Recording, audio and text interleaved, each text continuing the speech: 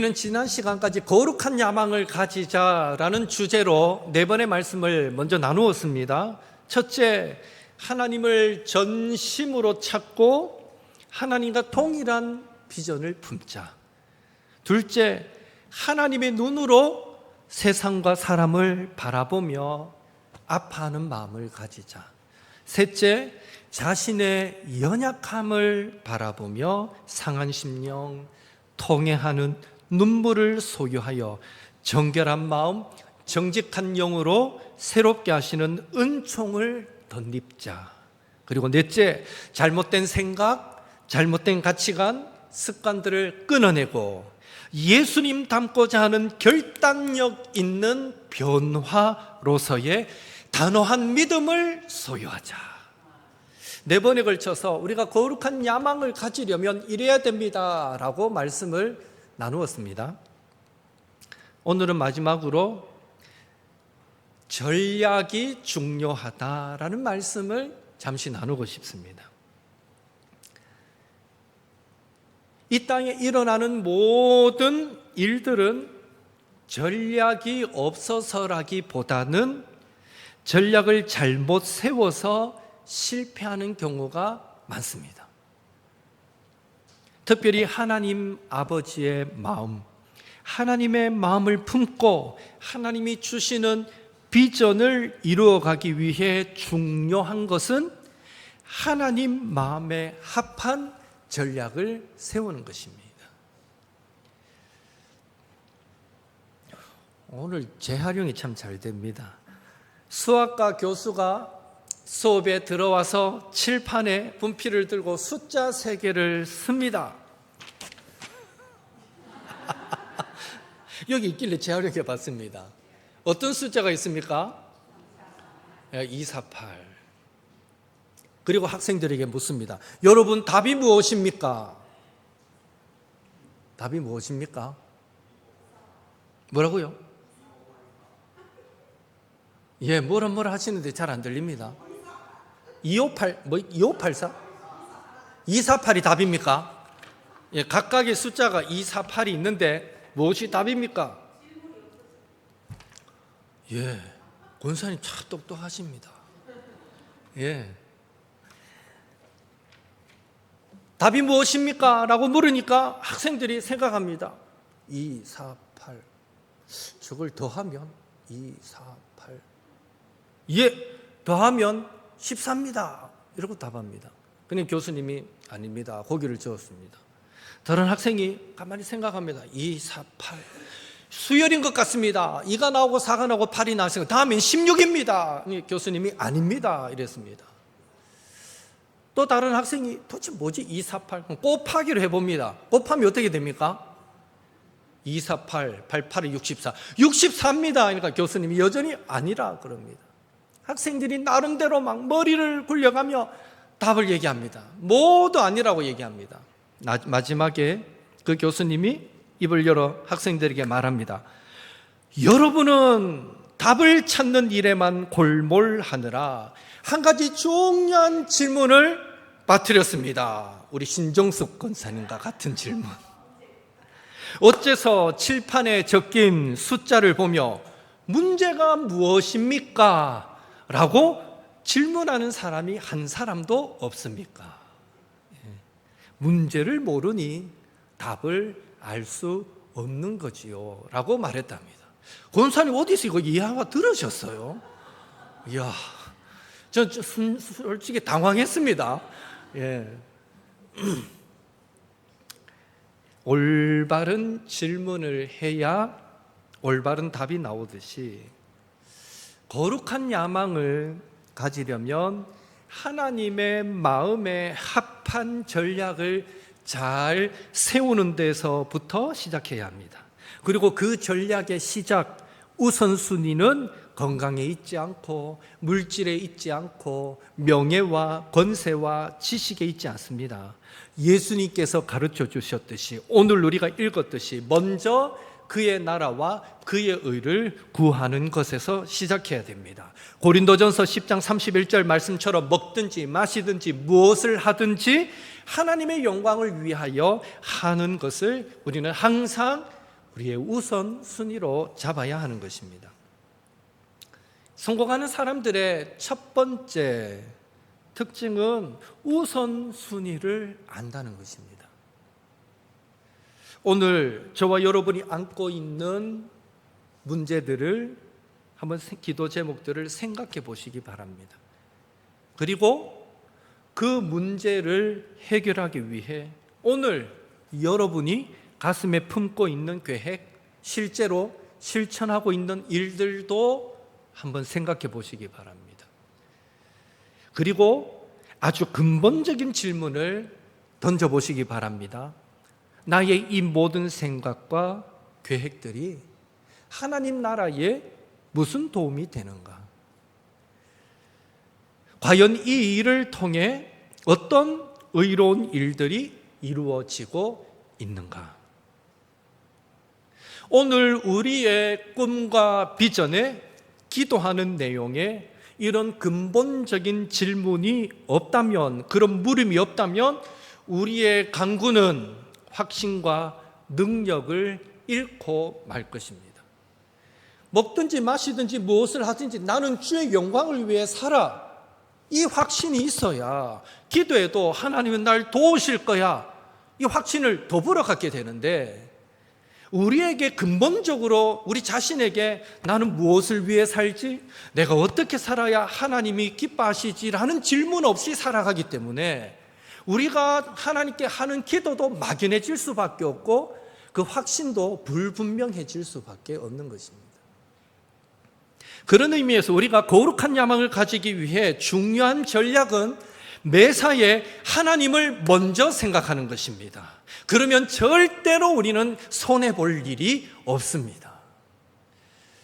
여러분, 이런 비슷한 경험이 있지 않습니까? 평소에 새벽 기도도 좋고 주일 예배도 좋고 또 수요 기도에도 좋습니다. 평소 새벽 기도 잘 하다가 여러분 매일매일 기분 좋게 일어나지고 교회 나와집니까? 새벽 기도 우리 물론 집 가까운 교회 가시는 분도 있지만 우리 옥토교 오시는 우리 권사님, 집사님, 장로님 한번 대답해 보십시오. 매일매일이 기분 좋게 일어나져서 와집니까?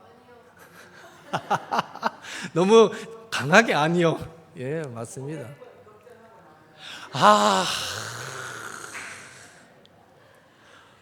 막 와닿습니다. 진짜 500번. 그 찰나와 같은, 일어나기 전에 그 5분 찰나와 같은 시간에도 500번이 흔들린다는 거 아닙니까? 마음이. 예. 이상하게 오늘따라 일어나기 싫고 가기 싫고 때마침 비도 오고 겨울이면 눈도 오고 또 거기다가 웬걸 오늘따라 남편이 아프거나 아내가 아프거나 아들, 딸이 아프고 아픈데 어디 가겠노? 심지어 오늘 내가 중요한 미팅이 있는데 새벽 기도하고 피곤한 모습으로 가면 좋게 보이면 안 될 텐데 좋은 컨디션을 유지하기 위해서는 오늘만큼은 내가 자야 된다. 예. 여러 핑계거리, 적당한 핑계거리까지 더해졌지만 그렇게 막 500번, 300번, 400번, 500번 고민하는데 성령님께서 사랑하는 아들아, 사랑하는 딸아, 그래도 예배는 드려야 하지 않겠니? 그래도 기도해야 하지 않겠니? 하는 감동을 주셔서 예 하고 순종하여 오늘은 5분만 기도하고 돌아와야지, 오늘은 오전 예배만 드리고 빨리 집에 와야지 하는 마음으로 왔는 그날 어떻습니까? 보통 그런 날에 그날따라 폭포수 같은 은혜가 막 쏟아지고 부어지고 임하더라. 그날따라 기도가 왜 그렇게 잘 되는지, 기도하는 내내 가슴이, 심령이 뜨거워지고 막 은혜가 되고 눈물이 나고 5분만 기도하고 와야지 했는 그날 30분, 40분, 1시간을 기도하게 되다 이런 일들이 있게 된다는 거죠. 우리가 기억할 것은 사탄은 우리가 매사에 하나님을 먼저 생각하지 못하도록 은혜 받지 못하고 능력 받지 못한 채 살게 만드는 전략을 세웁니다. 사탄은 그렇습니다. 중요한 사실은 우리 하나님 가만 계실까요? 아닙니다. 하나님도 우리가 폭포수 같은 은혜와 능력을 받아서 먼저 그 나라와 그 의를 구하는 거룩한 일들을 감당하는 성령의 열매 맺는 삶을 살도록 하는 놀라운 전략을 갖고 계신다는 것입니다. 우리를 향한 그런 계획이 있다는 것입니다. 믿으시기 바랍니다. 예. 못 믿는 분이 두 분 계세요. 날 향한 그런 계획이 있나? 이러시는 분이 두 분 계시는 것 같은데 그렇다는 거예요. 사탄만 호시탐탐 우리를 넘어뜨리려고 공격하는 게 아니라 하나님도 불꽃 같은 눈동자로 저와 여러분을 향한 계획을 갖고 계십니다. 그래서 이제 우리는 더 이상 시간이 없다는 말로 자신을 속이지 말아야 합니다. 사실은 내가 하나님을 먼저 생각하는 일에 우선순위를 두고 살지 않았음을 우리는 회개해야 합니다. 우선순위가 있으면 시간은 남아 돌죠. 주의 일을 할 시간 남아 돌지요. 말씀 읽고 기도하고. 우선순위가 거기에 없으니까 시간이 없는 거예요. 이제부터는 매사에 하나님을 먼저 생각하는 것이 무엇인지, 하나님의 나라와 의를 구한다는 것이 무엇인지를 늘 고민하며 살아가야 하는 것입니다. 여러분, 먼저 그 나라와 그 의를 구한다는 것, 하나님을 생각한다는 것이 무엇일까 너무 어렵게 이해하실 필요는 없습니다. 그것은 바로 하나님을 기쁘시게 하는 일이 무엇인가를 생각하고 그 일에 순종하시면 됩니다. 오늘도 내가 어떻게 하나님을 기쁘시게 하지 생각하면서 성령님께서 감동하시고 인도하시는 대로 순종할 때 그것이 바로 헌신의 삶이 되는 것입니다. 그런 헌신의 삶을 살아갈 때 하나님은 폭포수 같은 그런 은혜와 능력으로 보답해 주실 줄로 믿습니다. 오늘 이 설교를 위해서 우리 최재혁 집사님이 주중에 하나님께서 감동시켜가지고 순종하게 만드셨잖아요. 예.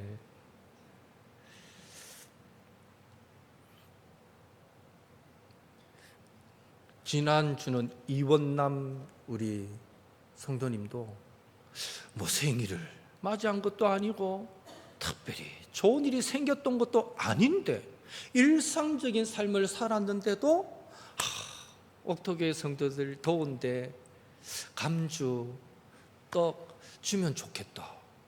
그 마음은 정말 성령께서 감동시키신 마음이라고 밖에 생각이 안 돼요. 일반적으로는 뭐 좋은 일이 있어야 떡도 내고 한턱도 내고 이러는 거잖아요. 자식이 서울대 딱 붙든지 의사가 되든지 예를 들면 좋은 일이 있어야 뭘 하는데 아무것도 없었는데도 주중에 살면서 성도들을 생각해서 준비해 왔다. 이거 참 아무리 생각해도 고맙더라고요. 그 순수한 마음이. 그것은 매사에 하나님을 먼저 생각하면 분명 우리 모두도 그런 삶이 가능하리라 믿습니다.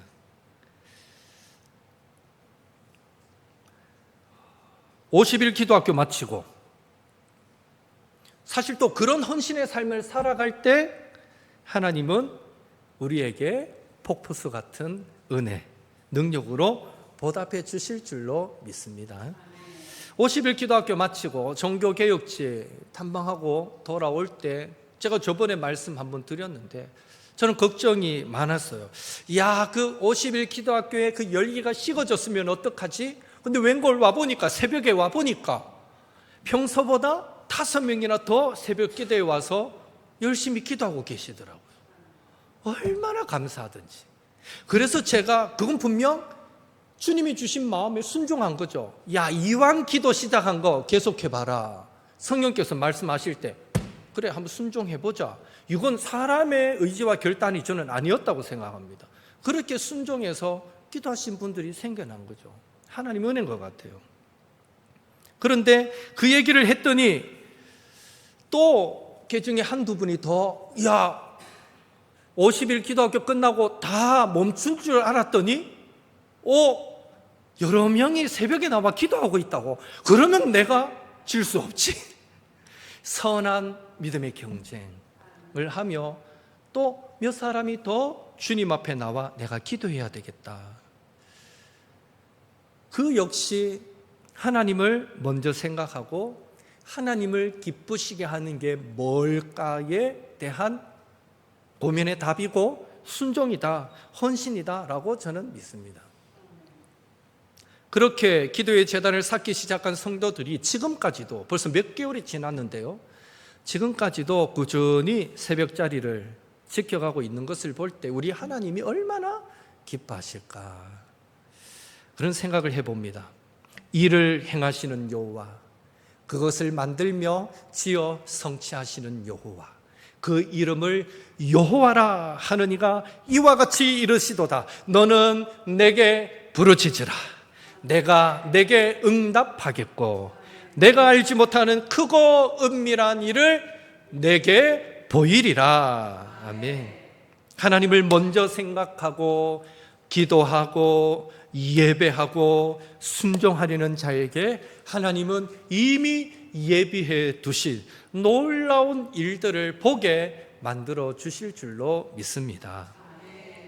매사에 하나님을 먼저 생각하는 것이 우리의 믿음의 승리를 거두는 최선의 전략이다 라는 것을 믿으시고, 내가 무엇을 해야 하나님이 기뻐하실까를 생각할 때 날마다 말씀 생활, 기도 생활, 예배의 자리를 찾는 생활, 영혼을 위해 기도하고 전도하는 생활, 돕고 섬기는 생활, 참고 이해하고 용서하고 사랑하는 생활이 성령 충만한 역사 가운데 하나님께서 공급하시는 그 힘과 지혜와 능력으로 실천되고 서서히 우리 안에 거룩한 습관으로 자리 잡아가게 될 줄로 믿습니다. 이번 한 주간도 그런 은혜가 내가 어떻게 하면 주님을 기쁘시게 할까 생각할 때 성령의 감화감동하셔서 우리를 이끌어 가시는 그 모든 이끄심에 순종하며 나아갈 때마다 우리 안에 정말 주님이 기뻐하실 수밖에 없는 거룩한 그런 열매들, 습관들이 더 풍성해지는 복된 한 주간의 삶이 될 수 있기를 예수님의 이름으로 축원합니다.